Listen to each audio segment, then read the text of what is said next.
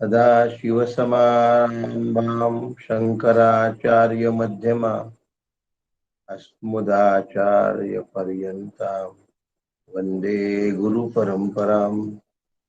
सद्गुरुनाथ महाराज की जय।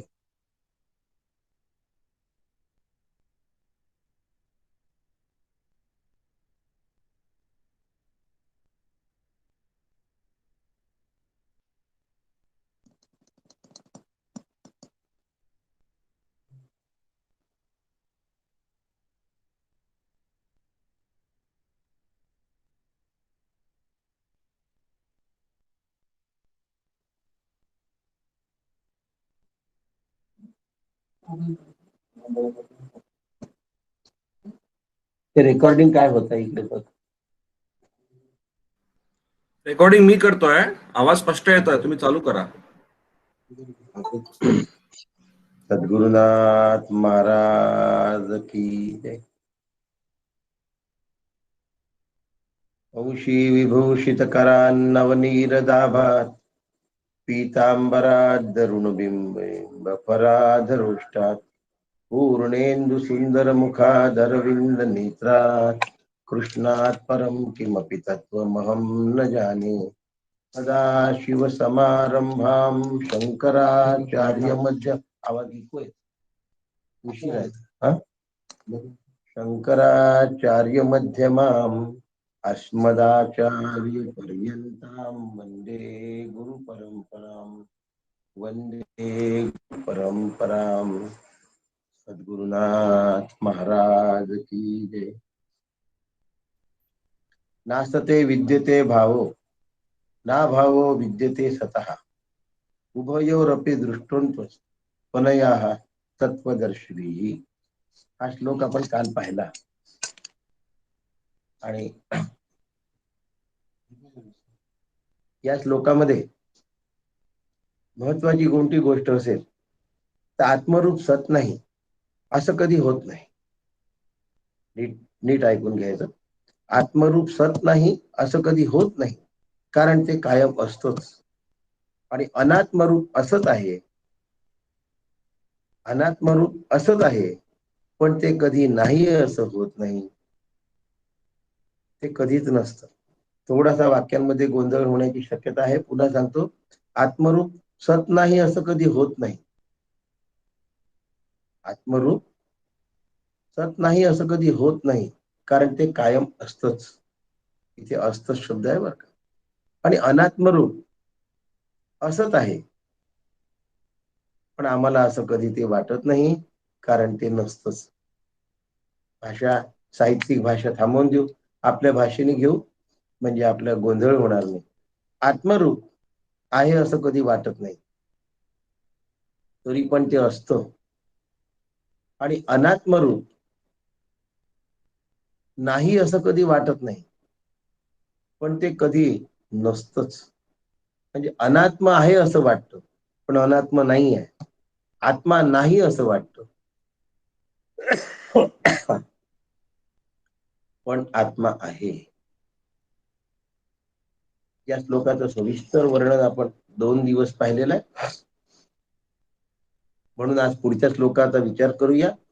अविनाशी तु तद्विद्धी येन सर्वमिदं ततं विनाशमौ व्ययस्यास्य न कश्चित् कर्तुमर्हति. अविनाशी तु तद्विद्धी येन सर्वमिदं ततं. अविनाशी कशाला म्हणतात? न विनष्टुम शीलस्य अस्य अस्ति. म्हणजे नष्ट होणं हा ज्याचा स्वभावच नाही, नष्ट होणं हा ज्याचा स्वभावच नाही, त्याला अविनाशी असं म्हणतात. आत्मा कधीच नाश पावत नाही. सगळे जण म्हणतील की तुम्ही एवढं सांगता की आत्मा नाश पावत नाही, आत्मा नाश पावत नाही, नष्ट होणं हा आत्म्याचा स्वभावच नाही, पण का बरं हो आत्मा नाश नाही पावत?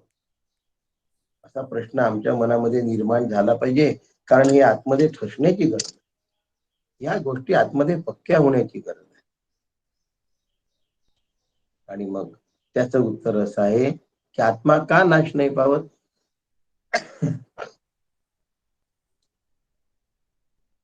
नाश ते पावतं ज्याला अवयव असतात. नाश ते पावतं ज्याला रूप असतं. नाश ते पावतं ज्याला आकार असतो.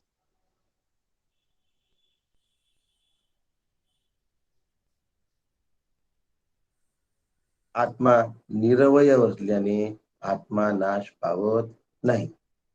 मला हात आहे, पाय आहे, नाक आहे, कान आहे, डोळे आहे. म्हणून मग कधी डोळा खराब होतो, त्याचा कॅटरॅक्टचं ऑपरेशन करावं लागतं. ऑपरेशन पूर्वी त्याला चष्मा लावावा लागतो. म्हणजे डोळ्याचा विकार सुरू झाले, चष्मा लावण्याची गरज पडली. कानाला यंत्र लावण्याची गरज पडली. हातापायातली शक्ती कमी झाली. याचं कारण जिथे जिथे अवयव आहे, अवयवांचा नेहमी नाश होतो. हे जर स्पष्ट झालं असेल, अवयवांचा जर नेहमी नाश होतो हे स्पष्ट झालं असेल, तर मी निरवयव आहे. आता मी निरवयव आहे हे मला पहिल्यांदा आतमध्ये पटवून घेतात. म्हणून सांगितलंय, अविनाशी तू तद विद्धी. हे तू जाण, हे तू समजून घे. नुसतं श्लोक पाठ नको म्हणू. अविनाशी तू तद्विद्धी येन सर्व मिदम जगत. नुसता श्लोक म्हणू नकोस. हे तू जाणून घे की तू का अविनाशी आहेस. कारण तू निरवयव आहे म्हणून तू अविनाशी. दुसरा मुद्दा, तू निराकार आहेस म्हणून तू अविनाशी आहे. झाडाला फांद्या असतात, फुलं असतात, पानं असतात, फळं असतात, खोड असतं, मूळ असतं. एवढी झाडाची अनुभव अवयव आहे. आपले हात पाय नाक कान डोळे ही आपली अवयव आहे. जिथे जिथे अवयव आहे तिथे तिथे नाशवानत्व ठरलेलं आहे. अवयव आहे तिथे आकार आला. आत्म्याला आकार नाही म्हणून आत्मा अविनाशी आहे. आत्म्याला अवयव नाही म्हणून आत्मा अविनाशी आहे. आता जिथे आकार नाही तिथे रूप असेल का हो. रूप शब्दाचा अर्थ आम्ही रूपवान असा घेतो तसा नाही. रूप शब्दाचा एकच अर्थ होतो, जिथे आकार आहे, जिथे दिसणं आहे त्याला रूप असं म्हणतात. ती गोष्ट चौकोनी असो, षटकोनी असो, अष्टकोनी असो, त्याला रूप आहे. दगडाला रूप आहे. आणि हे जे रूप आहे हे रूप आत्म्याला नसल्यामुळे आत्मा अरूप आहे. काय आहे. आत्मा अरूप आहे. प्लीज आपला व्हिडिओ बंद करा. आराधनाताई आपला व्हिडिओ बंद करा. Okay okay.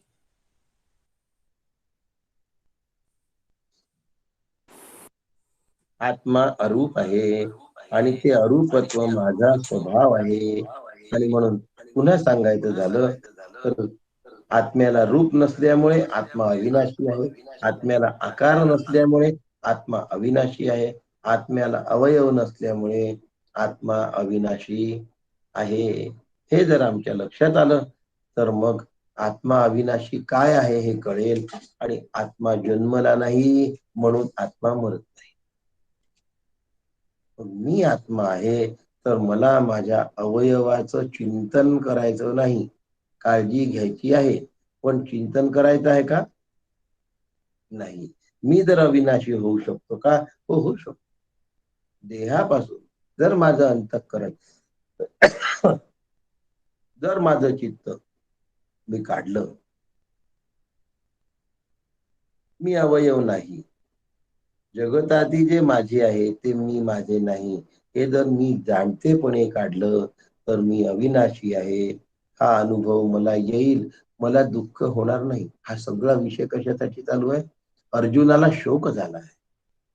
अर्जुनाला दुःख झालं आहे. अर्जुनाला विषाद झाला आहे.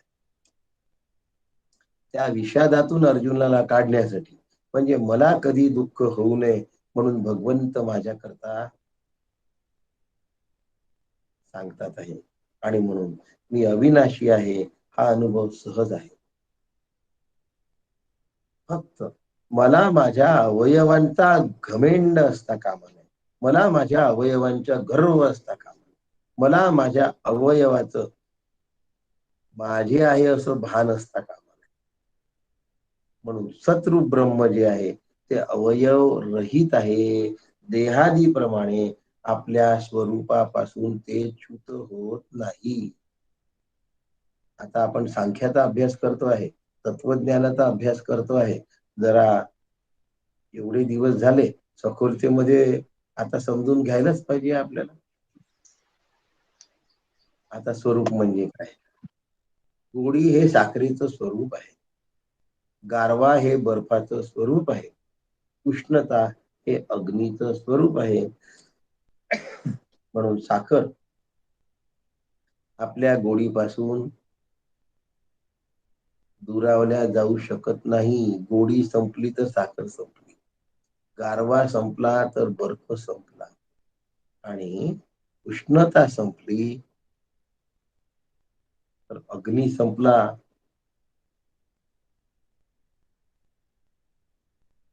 हे यांचे गुण आहेत. गोडी ह्या साखरेचा गुण आहे, गारवा हा बर्फाचा गुण आहे, उष्णता हा अग्नीचा गुण आहे. हे जर आपल्या लक्षात आलं तर ते त्यांचं स्वरूप आहे असं व्यवहार्यतः आम्हाला म्हणता येईल. पण आनंद हा आत्म्याचा गुण नाही. आनंद हा आत्म्याचा गुण नाही. आम्हाला दुःख माहिती असल्यामुळे ती आत्म्याची व्यावृत्ती आहे. म्हणजे आम्ही आत्म्यावर ते थोपवलं आहे. आत्मा आनंद स्वरूप आहे हे समजावून घेण्यासाठी आम्ही सांगत असतो की आत्मा आनंद स्वरूप आहे, आनंद स्वरूप आहे असं म्हणतो. आनंद हे आत्म्याचं स्वरूप आहे असं म्हणतो. हे समजावून सांगण्यासाठी असतं. आणि म्हणून हे जाणून घेतलं पाहिजे. म्हणजे आनंद हे आत्म्याचं स्वरूप आहे हा शब्द सुद्धा असत आहे, पण हा अनुभव सत आहे. हे वर्णन असत आहे, पण हा अनुभव सत आहे. याचं कारण आहे की मला आनंद रूपता अनुभवता आली पाहिजे. संसार करत असताना नेहमी दुःख असतं, नाही तर सुख असतं. आनंद असतो का हो कधी? आम्ही सुखाला आनंद समजतो, हा भाग वेगळा. कशाला आनंद समजतो आम्ही? सुखाला आनंद समजतो. सुख म्हणजे आनंद नव्हे. गोड खाल्लं की सुख वाटतं, जास्त गोड खाल्लं की दुःख. आनंदाला पर्यायी शब्द नाही. माझं जीवन आनंदाने भरून जायला पाहिजे, माझं जीवन आनंदमय व्हायला पाहिजे. ह्यासाठी आनंदाचं हे वर्णन चालू आहे, ह्यासाठी आत्म्याचं हे वर्णन चालू आहे. आणि अविनाशी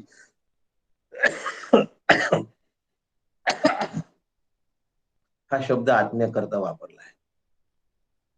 मी आत्मा आहे म्हणून मी अविनाशी आहे. अविनाशी जो आहे त्याला संपण्याचं दुःख होईल का हो? माझ्या खिशातले पैसे संपले, मला दुःख होत. माझे मुलं बाळ माझ्यापासून दुरावले, म्हणजे त्यांची आपुलकी संपली की मला दुःख होत. जीवनात दुःख होता कामा नये याच्यासाठी भगवद्गीता आहे. आणि एकदा जर हे समजलं तर दुःखापासून मला निवृत्ती करून घ्यायची आहे. म्हणून हा अभ्यास. जीवनात संघर्ष हा ठेवलेलाच आहे. संसार म्हटलं की संघर्ष आलाच, 100% संघर्ष आला संसार म्हटलं म्हणजे. आणि जर संघर्ष आला आहे तर त्या संघर्षातून मला सुखरूपता अनुभवता आली पाहिजे, आनंद रूपता अनुभवता आली पाहिजे. आणि ती वस्तूवर अवलंबून नाही, म्हणून मला स्वतःला ती जाणून घेतली. अविनाशी तू तद्विधी. तू शब्द वापरलाय भगवंताने. तू शब्द हा स्वतंत्र वापरला आहे. तुम्ही बघा, तू शब्द अविनाशी हा एक शब्द आहे आणि तू हा दुसरा शब्द आहे. तद्विधी हा तिसरा शब्द आहे या श्लोकामध्ये. म्हणून तू हा स्वतंत्र शब्द वापरलाय. शंकराचार्य म्हणतात तू शब्द असतो विशेषणार्था. तू शब्द असतो विशेषणार्था. हा जो तू हा एक अक्षरी शब्द वापरलाय ना, याने विशेषण सांगितलंय हो. आणि नुसतं विशेषण नाही सांगितलं, विशेषणाचा प्रतिध्वनित होणारा अर्थ पण. तू शब्द असतो विशेषणार्था. असत पेक्षा सत हे वेगळं आहे. असत विनाशवान आहे आणि सत हे नाशवान आहे. या शब्द योजना दाखवण्यासाठी मला तू शब्दाची वाव, भगवंताला तू शब्दाचा वापर करावा लागला आणि मला तू शब्द समजावून सांगावा लागला, कारण आचार्यांनी तू शब्दावर भर दिला. आता तू शब्द कसा समजवणार? काल माझ्या समोर खूप मोठा प्रश्न की तू शब्दाचा अर्थ कसा समजणार? मी माहिती आहे आणि तू माहिती आहे, पण तू हे विशेषणार्थ आहे कसं समजवायचं? खूप वेळ काल विचार केला याचा आणि मला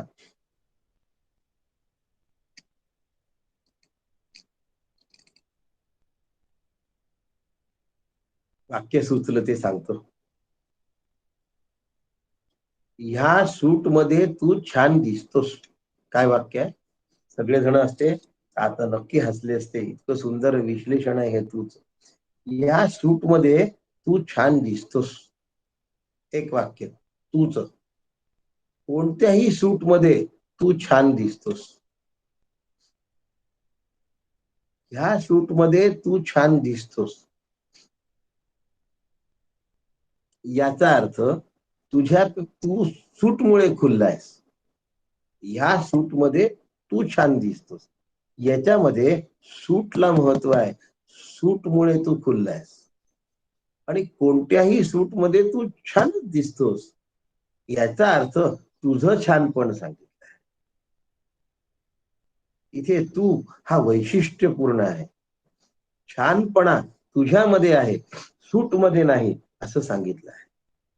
दोन्ही मध्ये तू हा एकाक्षरी शब्द वापरलाय.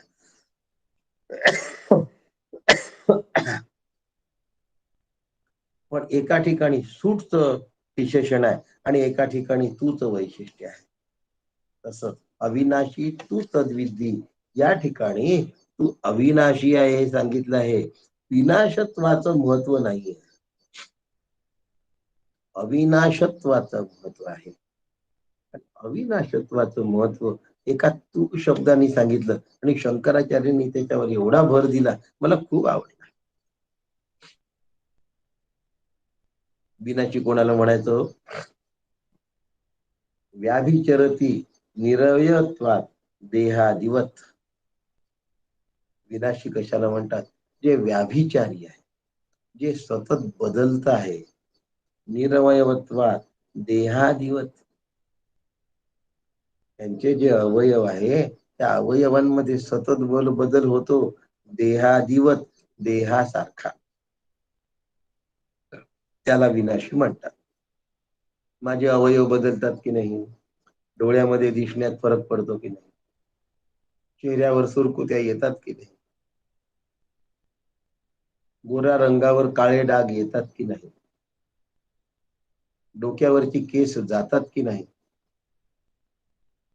व्याभिचरती, याला व्याभिचार असतो. जसा बालक असतो तसा तरुण नसतो, जसा तरुण असतो तसा वृद्ध नसतो.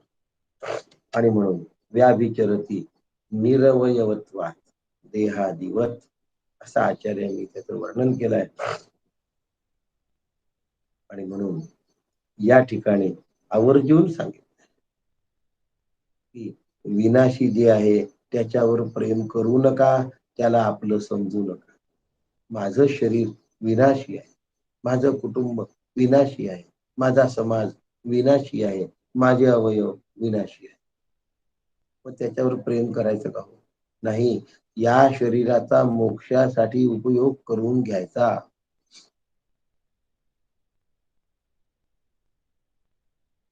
बस.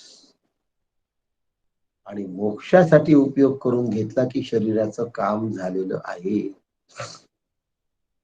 घरात साखर आणली, नुसती ठेवून दिल्याने होईल का हो? त्याचा पदार्थ तयार करावा लागेल. पदार्थ तयार केला की साखरेचं काम झालं. गोडवा त्या पदार्थाला साखरेचा मिळाला की साखरेचं काम झालंय. त्यानंतर जास्त साखर टाकण्याची गरज नाही. म्हणून तू शब्दाचा वापर केलाय. अविनाशी आणि विनाशी या दोन मधला भेद सांगायचा आहे. आणि तो भेद सांगत असताना मी अविनाशी आहे याच्याकडे सूपचं उदाहरण दिलंय मी. याच्यावरून तू अविनाशी आहेस हे भगवंताला सांगायचं आहे. आणि अर्जुना, तू अविनाशी आहे. येन सर्वमिदं जगत, अविनाशी आहे हे तू जाण. आणि म्हणून अविनाशी तू तद्विधी. आचार्य म्हणतात तद्विधी विजानीही किम. हे जाणण्याची काय गरज आहे? तद्विधी विजानीही किम येन सर्वं ततं व्याप्तं तदाख्येन ब्रह्मणा साकाशम आकाशेन इव घटादयाः. काय म्हणतात? हे तुला जाणून घेण्याची गरज माझी आहे. मला वाटलं पाहिजे की हे अविनाशी तत्व मला जाणलं पाहिजे. तद विद्धी, विद्धी म्हणजे जाणून घ्या. तद म्हणजे ब्रह्म. विद व्यक्ती धातू आहे. ब्रह्म जाणून घ्या. तद विद्धी.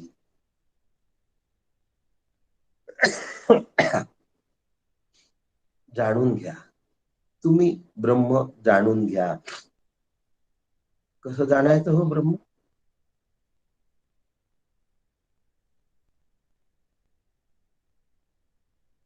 देखे सारा सार विचारिता भ्रांती ते पाही असार. सार ते स्वभावता नित्य जाणे. ब्रह्म कसं जाणायचं? माऊलींनी पटकन आपल्या हाकेला धरून आली. आईच आहे ती. आई बाळाकरता नेहमी तयार असते. कसं जाणायचं? देखे सारा सार विचारिता. सार आणि असार याचा विचार केला तर तुला जाणता येईल, नाहीतर तुला जाणता येणार नाही. सारा सार विचारिता भ्रांती ते पाही असार. जे काही असार आहे ते भ्रांत आहे, त्याच्या मागे धावण्याची गरज नाही. तरी सार ते स्वभावता नित्य जाणे. सार जे आहे ना ते नित्यच असतं. साराचा कधी नाश होत नाही. साराचा कधीच नाश होत नाही. असाराचा नेहमी नाश होतो. आणि म्हणून मला ते समजून घेतलं पाहिजे की असार ही भ्रांती आहे आणि तद्विधी हे जाणून घेण्याची गरज आहे. हे जर मी समजून नाही घेतलं तर मग काहीच होणार नाही. बघा, समर्थांनी स्वतःच्या जाणपण समासामध्ये हे सांगून ठेवलेलं आहे. हवा समास काढला नाही. जाणपण निरूपण. जाणपण फार सुंदर समर्थांनी सांगितलं. समर्थांची ओवी तशीच्या तशी इथे मी वापरतो. जाणता तोची समर्थ नेणता जाणीजे व्यर्थ निकार. जाणता तोची समर्थ नेणता जाणीजे व्यर्थ निकार. जाणता समर्थांचे अंतर प्रसंग वर्ते तदनंतर भाग्य वैभव अवतार तेण्याची पावे. आपल्या श्री गुरुचं मन काय आहे हे जो जाणून घेतो आणि जाणल्यानंतर प्रसंग घडतो, भाग्य वैभव अपार तेण्याची पारे. असा शिष्य अत्यंत भाग्यवान असतो. असा शिष्य अत्यंत वैभववान. काका तुम्हाला काय देऊ? काका तुम्हाला काय पाहिजे? काका तुम्हाला काही लागलं तर मला सांगा. वेडायस? त्यांना काय लागणार आहे याचा अंदाज घेण्यासाठी तू तिथे आहेस. काकांच्या सेवेत आहेस ना, मग कशासाठी सेवा करतोयस? त्यांनी सांगितलं तसं करण्यासाठी सांगकाम्या नाही. त्यांना काय लागणार आहे हे जाणून घेण्यासाठी माझं अंतःकरण तत्पर असलं पाहिजे. जाणता समर्थांची अंतर प्रसंग वर्ते तदनंतर. त्यांना काही मागायची वेळ येण्यापूर्वी ती वस्तू आणून दिली.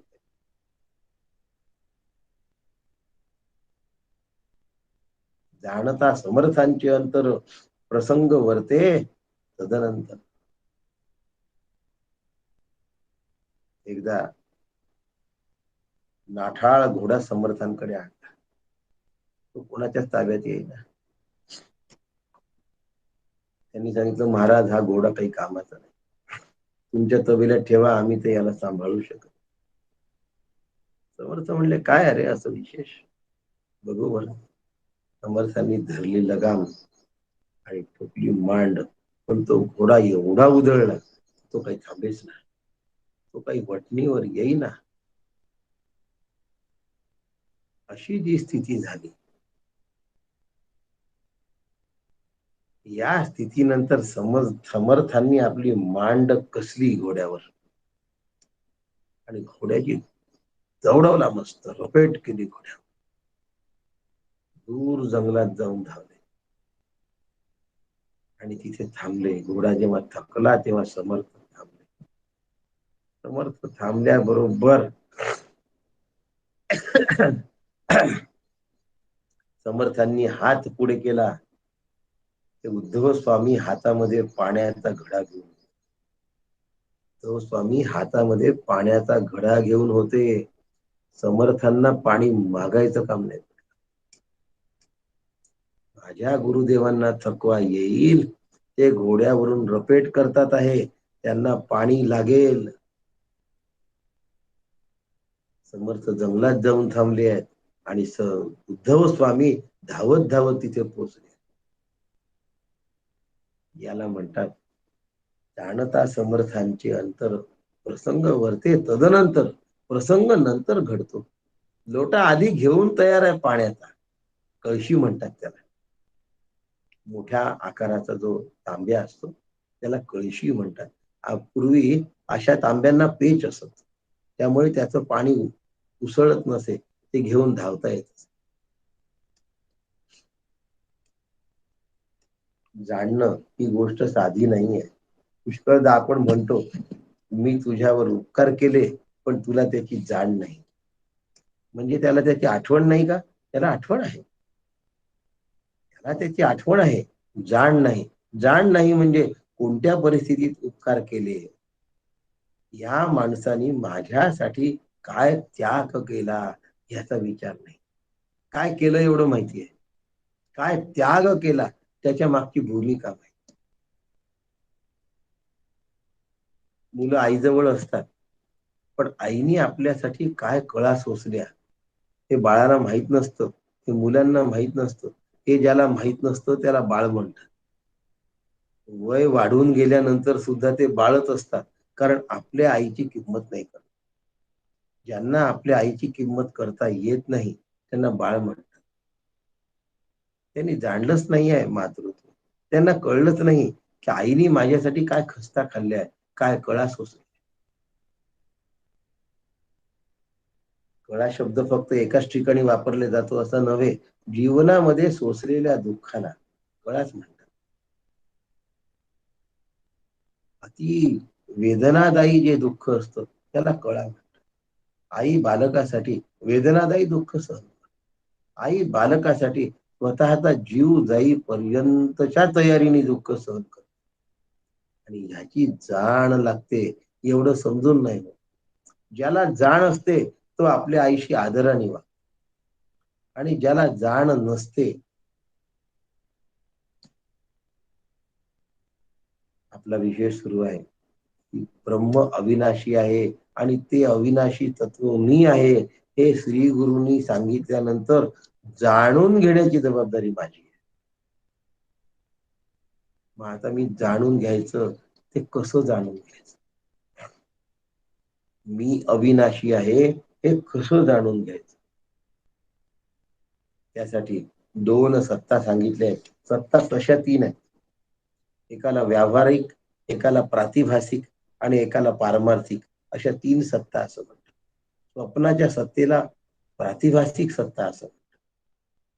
पण आपला जो व्यवहार आहे, आपला जो प्रपंच आहे, हा ईश्वराचं स्वप्न आहे.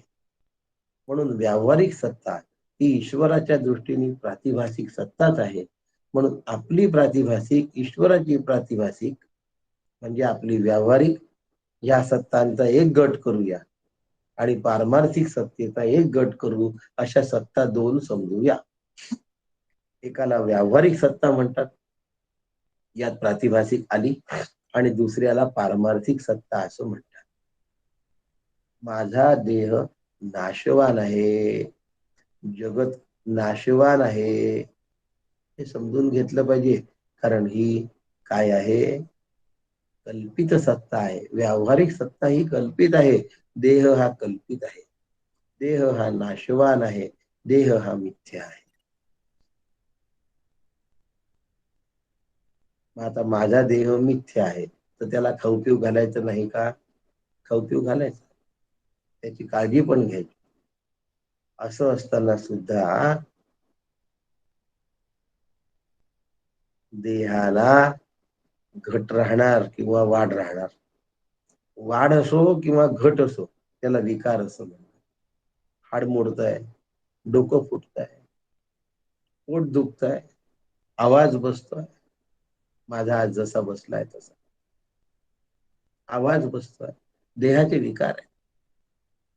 आणि हे जे विकार आहे, देहच जर कल्पित आहे, तर देहाचे विकार सुद्धा कल्पितच आहे.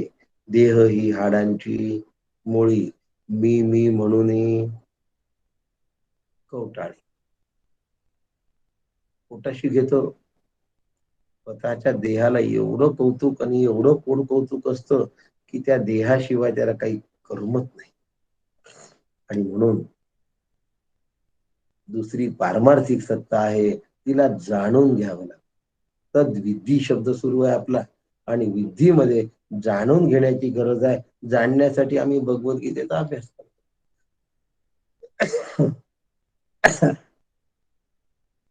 आत्मा अविनाशी आहे, म्हणजे मी अविनाशी आहे, मी मरणार नाही.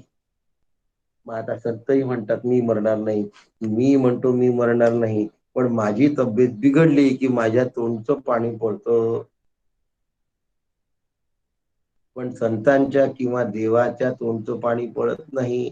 देवांना तिरोधान आहे, संतांना मरण आहे, आणि मला रडत रडत मरण आहे. संत हसत हसत मरतात, भगवंतांचं तिरोधान असतं हसत हसत, आणि माझं रडत रडत मरण असतं. जन्मही रडतच गेला. जन्म झाला तेव्हा काय केलं? रडला. मरताना काय करतोय? रडत रडत मरतोय. मधला काळ कसा घालवला असेल? जसा उगम, जसा शेवट, तसाच मध्य. उगमाला पाणी आहे, शेवटाला पाणी आहे, म्हणजे मध्ये नदीमध्ये पाणी आहे. जन्मताना रडला आहे, मरताना रडला आहे, म्हणजे रडक्या जगला आहे. जीवन कसं जगलं आहे? आवडणार नाही. रडकेपणाने जगला. कायम काही लोकांना रडण्याची सवय. क्या करे मिया, सुरत ही रोती है. कायम रडक. लॉकडाऊन लावला म्हणून रडायचं, लॉकडाऊन उघडला म्हणून रडायचं. केवढा पसरेल कोरोना? हो, मग लॉकडाऊन राहू दे, मग काय आपण घरातच बसून राहायचं. कोणताही प्रसंग असो, त्याला रडक्याच नजरेने पाहतात. काही लोकांचा स्वभावच असतो, मला माझ्या जीवनाकडे आनंदाने पाहता आलं पाहिजे, आणि आनंदाने पाहण्यासाठी पारमार्थिक सत्तेचा अभ्यास करतात. मी अविनाशी आहे, मी आत्मा आहे, आत्मा अविनाशी आहे, म्हणजे आत्मा मरणार नाही. म्हणून संत हसत हसत देह ठेवतात. संत हसत हसत देह ठेवतात. याचं कारण मी देह नाही याची संतांना कल्पना असते. आम्ही कपडे हसत हसत बदलतो की रडत रडत बदलतो? हसत हसत बदलतो. कपडे काढताना आम्हाला कधी दुःख नाही होत. देह हा सुद्धा आत्म्यावरचा कपडा आहे आणि तो काढत असताना मला दुःख होण्याची गरज नाही. पण हे अप्लिकेशन करणं, याला जाणणं असं म्हणतात. तद्विती, याला जाणणं असं म्हणतात. हे हळूहळू जाणलं पाहिजे. हळूहळू कसं पायाचं हाड मोडलं, पण मी मोडलेलो नाही. हे आत पक्क असलं पाहिजे. मी अविनाशी आहे हा निर्णय आत पक्का असला. का बरं अविनाशी आहे? कारण मी सर्व व्याप्त आहे. मी जन्म आणि क्षय याच्या अतीत आहे. म्हणजे माझा जन्म झाला नाही, मला विकार नाही, म्हणून मला मरण नाही, म्हणून मी सर्वगत आहे. देह माझा सदाच विलक्षण अनिर्वचनीय मिथ्या आहे, पण मी तसा नाही, हे मला जाणता आलं पाहिजे. म्हणून मी अविनाशी आहे. आता एकदम मी अविनाशी आहे हे आतमध्ये ठसणार नाही. मी आत्मा आहे हे आतमध्ये ठसणार नाही. या जगामध्ये सगळं ब्रह्म व्यापलं आहे हे आतमध्ये ठसणार नाही. मग कसं ठसवून घ्यायचं? भांड्यामध्ये दूध व्यापलं आहे हे आम्हाला समजतं. भांडही दिसतं आणि दूधही दिसतं. पण जगतामध्ये ब्रह्म व्यापला आहे हे आम्हाला दिसत नाही. याचं कारण असं आहे की दूध भांड्यापुरता मर्यादित आहे, ब्रह्म जगतापुरता मर्यादित नाही. म्हणून व्याप्य व्यापक भाव हा ब्रह्म आणि जगत म्हणजे ब्रह्मांड याच्याशी जोडता येत नाही, याला लावता येत नाही. म्हणून ब्रह्म व्यापक आणि जग ब्रह्मांड व्याप्य असं म्हणता येत नाही. म्हणून जोपर्यंत सर्व व्यापक ब्रह्माचा आपल्याला सर्व व्यापकतेने अनुभव येत नाही, अविनाशी आहे, सर्व व्यापक आहे, तोपर्यंत ईशावास्यमिदं सर्वम यत्किंच जगत्याम जगत, हे सगळं जग ईश्वराने व्यापलाय असं विचार करायचा. निरपेक्ष व्यापकत्वाचा मला अनुभव आलेला नाही, मग ईश्वराने व्यापला आहे हा अनुभव घ्या.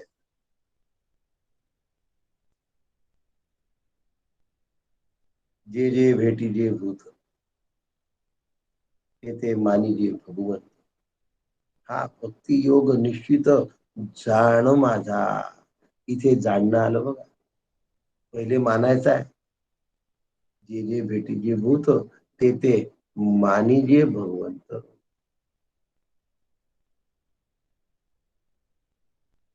पहिले मानायचं आहे, नंतर जाणायचं आहे.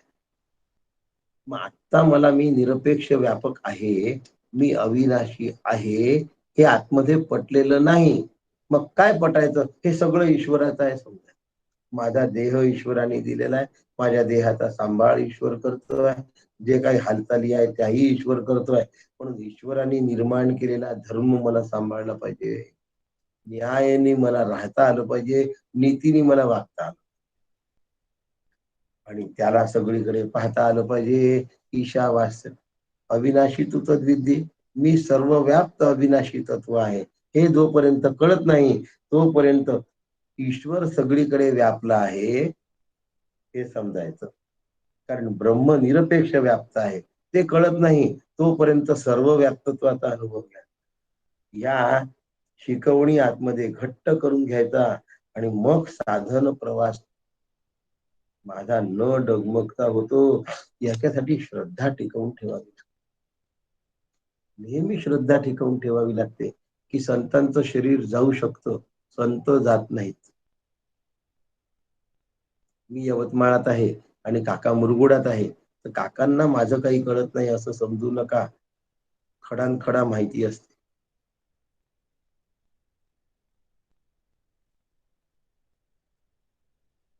मला वागत असताना, वागणं शब्दाचाही अर्थ बहिरंग वागणं नाही, माझ्या अंतःकरणातही मला कुविचार करता येणार नाही, सुविचारच करावा लागेल. अविचाराने वागता येणार नाही, विचारानेच वागावं लागेल.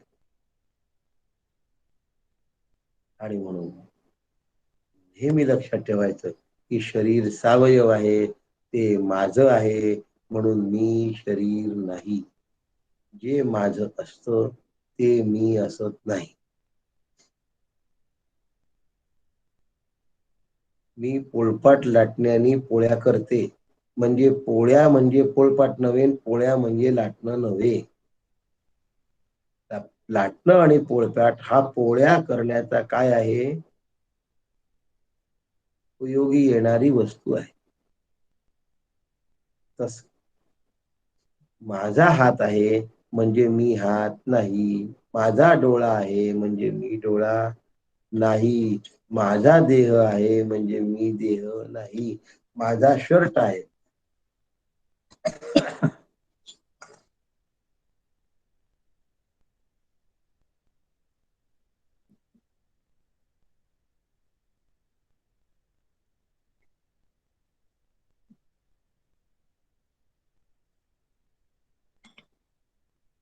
माझा शर्ट आहे म्हणजे मी शर्ट नाही. माझा डोळा आहे म्हणजे मी डोळा नाही, माझा देह आहे म्हणजे मी देह नाही. जे जे माझं आहे ते मी नाही. माझे प्राणपणाला लावून मी ऐकतोय म्हणजे मी प्राण नाही. मी मन लावून अभ्यास करतोय म्हणजे मी मन नाही. माझी बुद्धी तल्लख आहे म्हणजे मी बुद्धी नाही. मी अहंकार नाही. आणि जे जे माझं आहे ते ते मी नाही.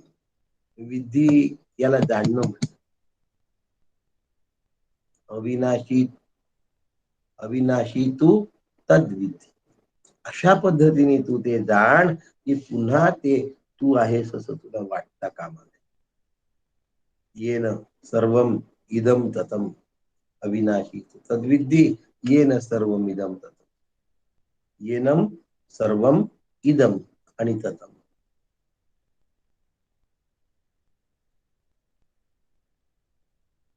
येन सर्व मिदम ततम. येन सर्वम इदम ततम. ईशा वास्यम इदम सर्वम. येन सर्वम इदम ततम. ततम म्हणजे ब्रह्म. ईशा वास्यम इदम सर्वम. ततम येन सर्वम इदम. ब्रह्मच आहे हे सगळं. मग म्हणून ते नाश पावत नाही. Matter is converted into energy. Energy is converted into matter. नाश पावलं का? इकडला सिद्धांत आहे बरं का.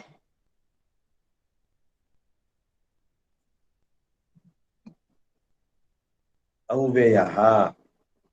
आता अव्यय न वेती अस्य इति अव्यय.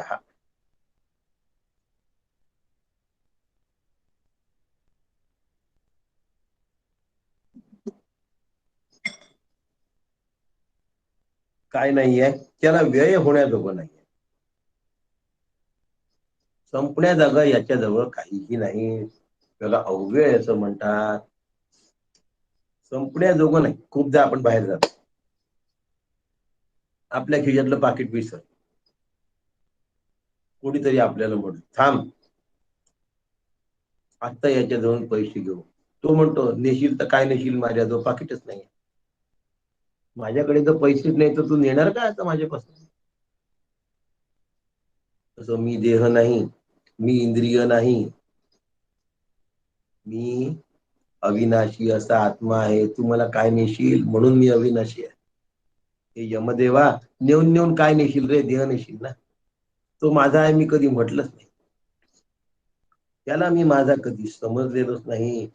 म्हणून मी देहादी इंद्रिय नाही, म्हणून मला व्ययाचं धोका नाही. अस्ति जायते वर्धते.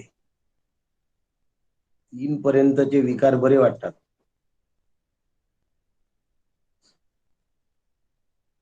आणि पुढचे 3 विपक्षीयते, विनश्यती, क्षीयते आणि नश्यती. हे जे दोन विकार आहे हे नको. अस्ति बरा वाटतो, जायते बरा वाटतो आणि वर्धते पण छान वाटत. तीन विकार चांगले वाटतात, पुढचे तीन आम्हाला नकोशे असतात. कारण त्याच्यामध्ये व्यय आहे, त्याच्यामध्ये नाश आहे, त्याच्यामध्ये घट आहे. आणि म्हणून मी अव्यय आहे. माझी दृष्टी गेली तरी मी जात नाही, माझी श्रवण शक्ती गेली तरीही मी जात नाही, माझी स्मरण शक्ती गेली तरीही मी जात नाही, माझी देह शक्ती गेली तरीही मी मरत नाही, माझा देह जरी गेला तरीही मी जात नाही. कारण मी जन्मापूर्वी आहे, मी मरणानंतरही आहे, असा मी आहे, आहे आणि आहेपणाने आहे. म्हणून डोळे जाव, नाक जाव, कान जाव, मी जाण्याची शक्यता नाही. म्हणून इथे विनाशनम शब्द वापरलाय. काय म्हटलंय? विनाशमव्ययस्य असते. आता पुन्हा विनाश शब्द का वापरला? नाशाचा आमचा अनुभव आहे. आता अव्ययस्य अस्य ब्रह्मणो विनाशम न कश्चित कर्तुमर्हति. ईश्वर हा अपि, आहा, काय आचार्यांचं वाक्य आहे. काय म्हणतात? देह नाशवान आहे, इंद्रिय नाशवान आहे, जगतातले विषय नाशवान आहे, पण माझा नाश होऊ शकत नाही. मी नाशवान नाही, मी विनाशी नाही. ईश्वर हा अपि, ईश्वर सुद्धा माझा नाश नाही करू शकत. एवढा कॉन्फिडन्स आहे बघा, एवढा कॉन्फिडन्स आहे. ईश्वर सुद्धा माझा नाश करू शकत नाही. या अविनाशी ब्रह्माचा विनाश करण्याची ईश्वरामध्ये सुद्धा सामर्थ्य नाही, ईश्वराची सुद्धा प्राज्ञा नाही. याला म्हणतात अभ्यास. या स्तरावर अभ्यास करणे याला तद्विद्धी असं म्हणतात, याला जाणणे असं. नुसतं समजणं हे बौद्धिक स्तरावर झालं. म्हणून जी भगवद्गीता आपण रोज ऐकतो आहे, जी भगवद्गीता आपण रोज ऐकतो आहे, कोणीतरी प्रेझेंटिंग केलेलं आहे. जी भगवद्गीता आपण रोज ऐकतो आहे ती ऐकलेली आम्हाला जाणता आली पाहिजे, ऐकलेली मला जाणून घेता आली पाहिजे. जाणून घेणं ही माझी जबाबदारी आहे, लक्षात ठेवा. जाणून घेणं ही माझी जबाबदारी आहे आणि माझी जबाबदारी मला पार पाडता आली पाहिजे की नाही आली पाहिजे. जाणणं फार काय होतं, वरवरचा परमार्थ केला जातो. मी अविनाशी आहे इथपर्यंत कोणी करत नाही. नैवेद्य दाखवा, पूजा करा, सण करा, वार करा, सगळं काही करा. वार करता करता वारतात हो लोक, त्या उपाशीपणाने वार करता करता वारतात. परंतु असं जरी झालं तरी सुद्धा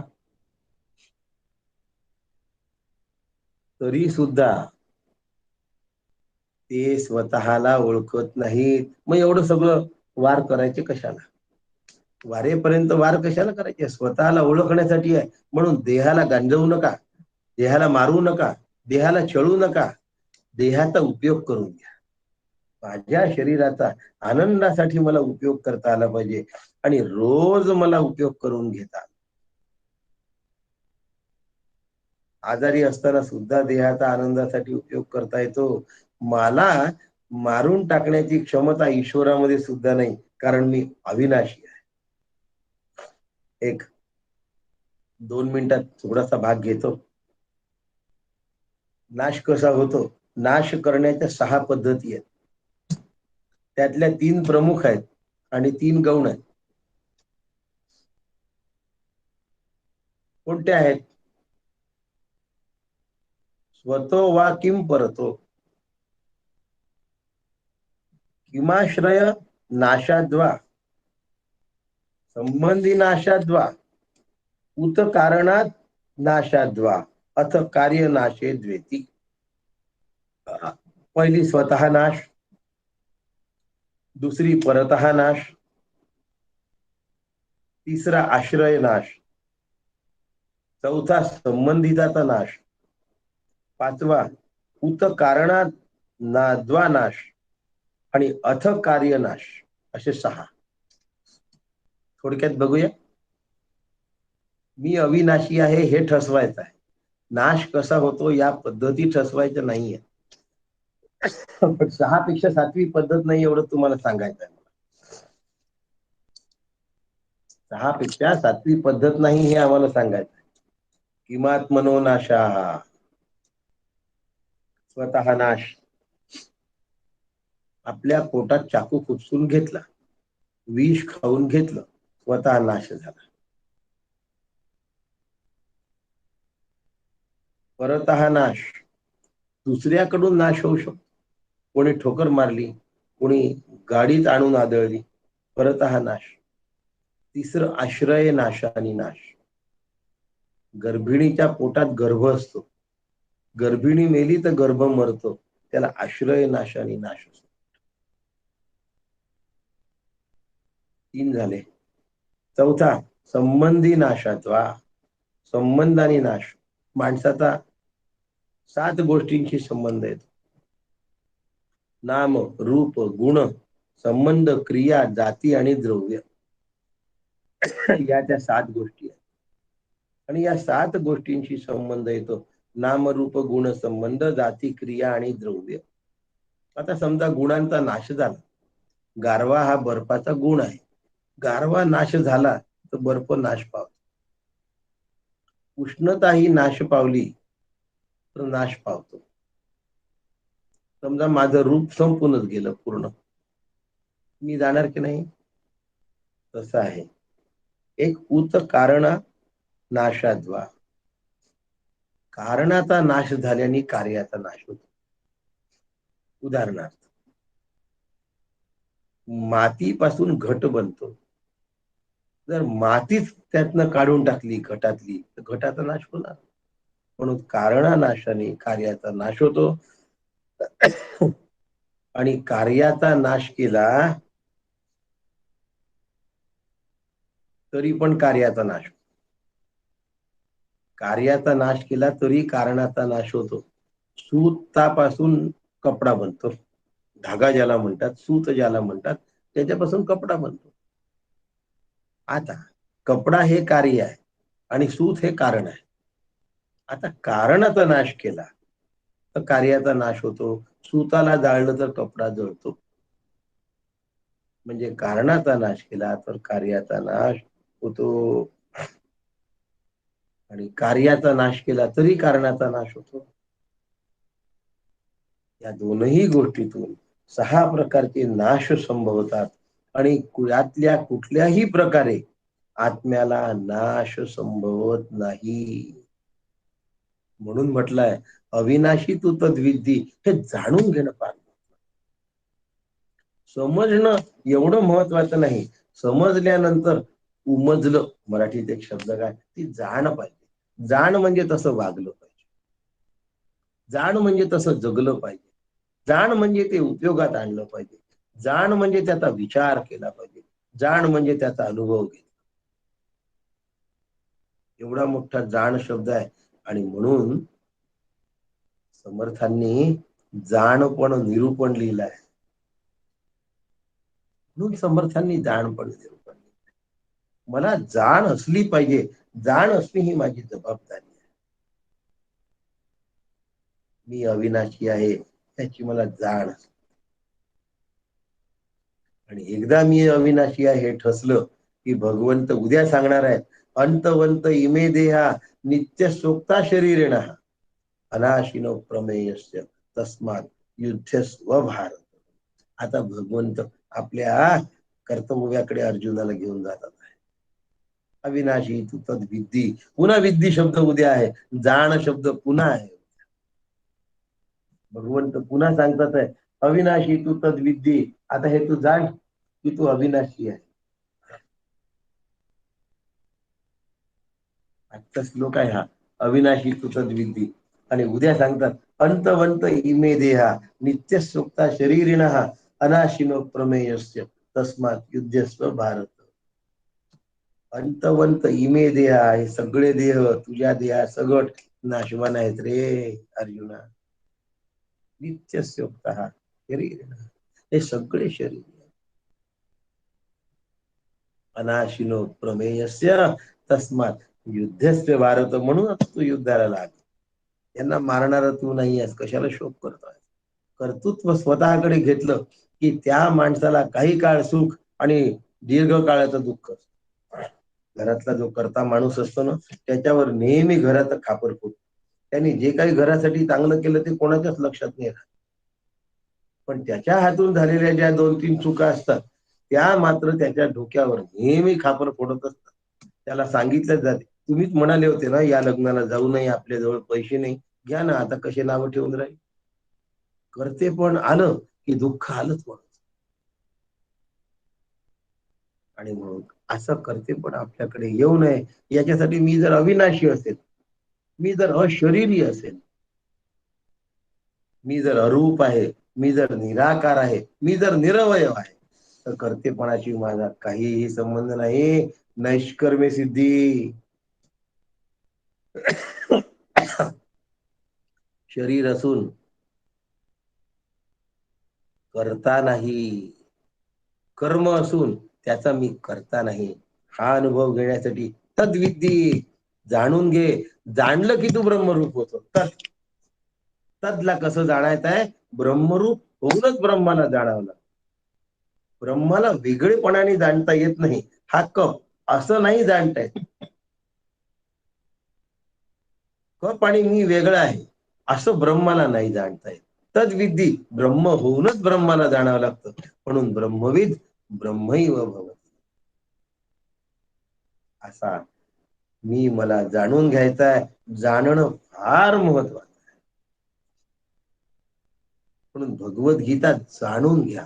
गीतेत भगवंतांनी काय सांगितलंय हे जाणून घ्या. समजून घेणं सोपं आहे. बुद्धी आहे आमच्या जवळ, बुद्धीने आम्ही समजून घेऊ. छान बोलले, छान झालं. पुढे काय? पुढे काही नाही. उद्या तुम्ही काय सांगणार आहे ते सांगा. आजचं आम्ही ऐकलं, आता उद्याच ऐकू. आजचं ऐकल्याचं काय जाणण्याचा परिणाम, आजचं जे ऐकलं त्याचं जाणण्यामध्ये रूपांतर झालं पाहिजे. म्हणून ही निधिध्यासनाचा ग्रंथ आहे, भगवद्गीता अनुभवण्याचा ग्रंथ आहे. आणि म्हणून मला दुःख किंवा शोक होता कामा नये. आजचा दिवस तरी मी कुठल्याही कारणाने नाराज होता कामा नये असा प्रयत्न. एवढे दिवस मी जॉईन झालो असतो तर बरं झालं असतं. मी इतक्या उशिरा जॉईन झालो म्हणून दुःख करत बसायचं. आत्तापासून आनंद मनवायला सुरुवात करा, हरकत नाही. मी जेव्हापासून जॉईन झालो तेव्हापासून तरी मी आता स्वतःला बदलेन. ज्या दिवशी असं माझ्या जीवनामध्ये घडेल, हे ज्या दिवशी मी जाणेन त्या दिवशी मी कृतकृत्य होणार आहे. म्हणून भगवद्गीता निधिध्यासनाचा ग्रंथ आहे, जाणवण्याचा ग्रंथ आहे, अनुभवण्याचा ग्रंथ आहे, ते होण्याचा ग्रंथ. असं आपण सगळे डॉक्टर काकाच्या कृपेने होऊया. आपल्या सगळ्यांना वंदन करतो, डॉक्टर काकांना नमस्कार करतो आणि थांबतो. रामकृष्ण. रामकृष्ण हरी.